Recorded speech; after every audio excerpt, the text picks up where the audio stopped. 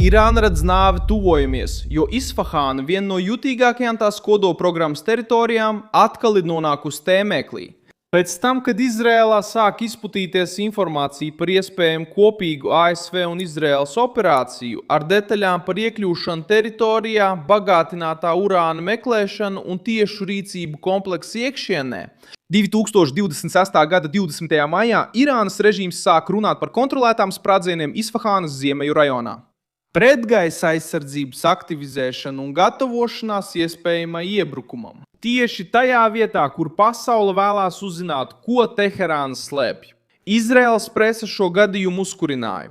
Izraēlas parlamenta aizsardzības komiteja sasauc ārkārtas sanāksmi un ajatolas atbildēja ar draudiem, propagandu un runām par moceklību. Tas neizskatās pēc drošības, tas izskatās pēc organizētas panikas. Trumps izdarīja spiedienu tieši pareizajā vietā.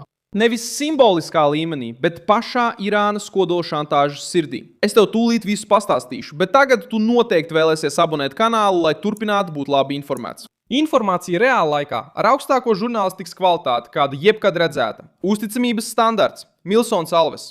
Isfahana ir kļuvusi par vārdu, kas vajā ajatolus, jo tā nav parasta bāze. Pēc Rafaela Grossi, Starptautiskās atomenerģijas aģentūras direktora, liela daļa līdz 60% bagātinātā Irānas urāna varētu atrasties šajā pazemes kompleksā. Reuters martā ziņoja, ka aģentūra lēs apmēram 440,9 kg šī materiāla pirms 2025. gada uzbrukumiem, un ka gandrīz puse varētu būt saistīta ar Isfahānas apgabalu. Šīs bagātināšanas līmenis ir zemāks par kodolieroču līmeni, taču jau krietni pārsniedz nepieciešamo parastai civilai izmantošanai, un tāpēc tas ir kļuvis par starptautisko bažu centrālo punktu, un tieši šeit šis fakts ir par sliktu režīmam. Kad kodolobjekts nonāk tēmēklī un drīz pēc tam parādās ziņojumi par kontrolētām sprādzieniem, aktivizētu pretgaisa aizsardzību un runām par moceklību, politiskais vēstījums kļūst skaidrs. Irāna saprata, ka Trumps ir atradis visjutīgāko punktu. Pieejamā informācija liecina, ka režīms gatavo teritorijas Isfahānā, lai novērstu vai apgrūtinātu kopīgu ASV un Izraēlas operāciju.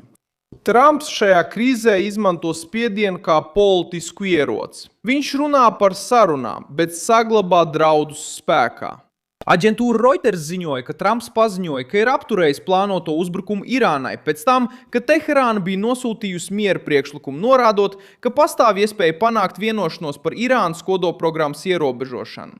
Irānas režīms zina, ka šī pauze nenozīmē atvieglojumu, bet gan īsu termiņu. Irāna cenšas izmantot stingru retoriku, reģionālus draudus un iekšējo propagandu, lai izskatītos nesatricinām, taču Isfahāna atklāja patieso vājumu. Kodolprogramma ir kļuvusi par fizisku mērķi, ne tikai par divkosīgu retoriku. Diplomātiskā tikšanās.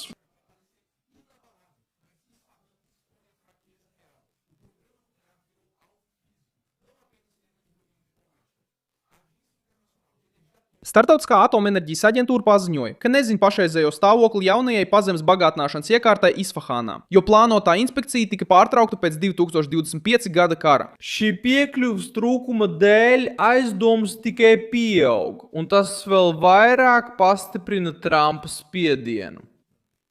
Izraēla arī ir iesaistījusies šajā aprēķinā, jo nevēlas ļaut Irānai izmantot sarunas kā dūmu aizsegu.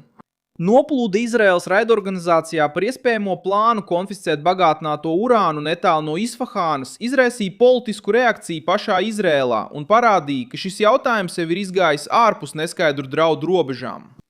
Kad runā par ieiešanu, teritorijas aizsardzību, kodolmateriālu meklēšanu un Teherānas centienu novēršanu slēpt krājumus, vēstījums ajatolām ir skarbs. Mērķis nav propaganda, bet gan Irānas kodolvaras kodols. Teherānas atbilde nāca režīmam raksturīgajā stilā.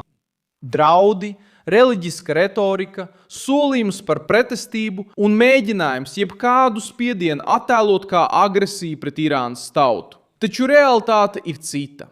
Tieši pats režīms padarīja Isfahānu par krīzes epicentru, uzkrājot bagātināto materiālu, ierobežojot inspektoru piekļuvu un īstenojot iebiedēšanas politiku pret Izraēlu, Persijas līča valstīm un valstīm, kas atbalsta inspektors. Un īstenot iebiedēšanas politiku pret Izraēlu, Persijas līča valstīm un pret citiem. Starptautiskā atomenerģijas aģentūra jau iepriekš norādīja, ka nespēja pilnībā apstiprināt krājumu stāvokli piekļuves trūkuma dēļ. Spriedze pieauga arī citos Irānas reģionos. Aģentūra Reuters ziņoja par sprādzieniem Kešmas salā, kurus Irānas amatpersonas saistīja ar ienaidnieka munīcijas iznīcināšanu. Kešma atrodas strateģiski svarīgā apgabalā netālu no Hormuzas šauruma, un šis incidents pastiprināja sajūtu, ka režīms vienlaikus darbojas vairākos virzienos. Irāna cenšas radīt iespaidu, ka ir gatava stāties pretī jebkam. 2026. gada 20. maijā amerikāņu prese ziņoja, ka ar revolucionāro gvardi saistītas amatpersonas ir draudējušas uzbrukt mērķiem ārpus tuviem austrumiem, ja Trumps īstenos plašu mērogu operāciju pret režīmu. Šāda veida izteikumi nerodās no pārliecības. Tie rodas no bailēm, ka mērķim Isfahānā tiks trāpīts un režīms zaudēs savu galveno priekšrocību, ko izmanto, lai tirgotos ar pasauli. Spiediens ASV iekšienē arī ir kļuvis par daļu no politiskā kara.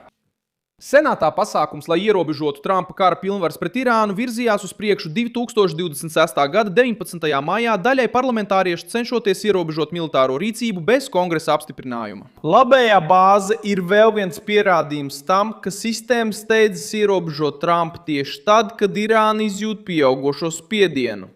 Kamēr Teherāna draud, daļa Vašingtonas dod priekšroku ierobežot pašu prezidentu. Isfahāna biedē Irānu ne tikai ar savu kodolvērtību.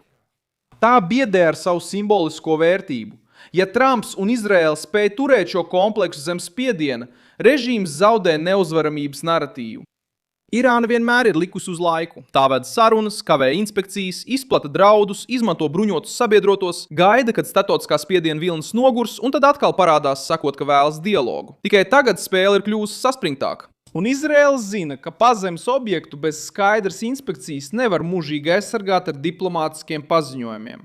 Tuvajos austrumos vēsture rāda, ka aizdomīgas kodoliekārtas nekad netiek uzskatītas par parastu jautājumu. Kad līderi saskata eksistenciālus draudus, 1981. gadā Izraēla uzbruka un daļēji iznīcināja Irākas Osirakas kodolreaktoru netālu no Bagdādas, apgalvojot, ka Sadams Huseins nedrīkst iegūt militāru kodolspēju. Gadu desmitiem vēlāk šis uzbrukums joprojām tiek atcerēts kā preventīvas rīcības piemērs, kad diplomātija nepārliecina un risks pieaug pārāk strauji. Arī Sīrija piedzīvoja, kā šāda veida brīdinājums kļūst par realitāti. 2017. gadā Izraēla bombardēja aizdomīgu kodolreaktoru Deir ez-Zoras reģionā un tikai pēc vairākiem gadiem publiski atzina šo rīcību. 2018. gadā Reuters ziņoja, ka Izraēla apstiprināja uzbrukumu un paziņoja, ka šis vēstījums ir adresēts arī Irānai. Režīmam netiks atļauts izstrādāt kodolieročus. Šī vēsture ir nozīmīga, jo Teherāna saprot, ka, kad Izraēla saskat kodoldraudus, diskusija neaprobežojas tikai ar diplomātisku notu. Atšķirība tagad ir tāda, ka Trumps ir iesaistījis šajā vienādojumā arī Savienotās valstis, kas pats par sevi jau būtu panikas iemesls Teherānai. Izraēla ar amerikāņu atbalstu rada pavisam cita mēroga spiedienu. Irānas režīms var kliegt, draudēt un mēģināt iebiedēt Persijas līča valstis, bet zina, ka viņu iespējas ir kļuvušas mazākas. Ja viņi piekritīs nopietnām sarunām, būs jāatklāj kodolprogramma un jāpiekrīt piekāpībām. Ja atteiksies, Isfahāna joprojām tiks uzskatīta par galveno mērķi. Praksē Irāna ir iesprostota starp propagandu un realitāti. Propaganda apgalvo, ka režīms nepadodas. Realitāte rāda, ka jutīga kodoliekārta atrodas zem spiediena. Starptautiskajai aģentūrai nav pilnīgas piekļuvas. Reģionālie sabiedrotie ir noraizējušies. Izraēla ir trauksmes stāvoklī, un Trumps izmanto pauzi kā spēka instrumentu. Teherānas bailes nav redzams publiskajā runā. Tas ir redzams sagatavošanās darbos, aktivizētajā aizsardzībā, pārspīlētajos draudos un mēģinājumos pārvērst Isfahānu par simbolu, pirms Isfahāna kļūst par pierādījumu. Es esmu Milsons Alves, starptautisko attiecību speciālists, un mans mērķis ir katru dienu sniegt jums patiesu informāciju. Ziņu saites ir norādītas video aprakstā. Nospiediet patīk šim video, abonējiet kanālu un beigās ieskatieties komentāros, lai jūs vēl vairāk iesaistītos Milsona Alvesa kopienā.